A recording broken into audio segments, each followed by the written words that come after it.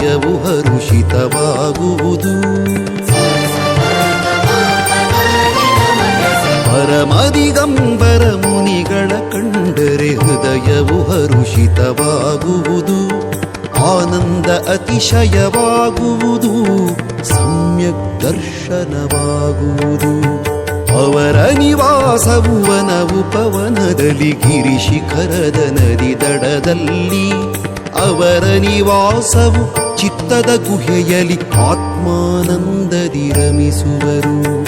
ಪರಮದಿಗಂಬರ ಮುನಿಗಳ ಕಂಡರೆ ಹೃದಯವು ಹರುಷಿತವಾಗುವುದು. ಆನಂದ ಅತಿಶಯವಾಗುವುದು, ಸಮ್ಯಕ್ ದರ್ಶನವಾಗುವುದು.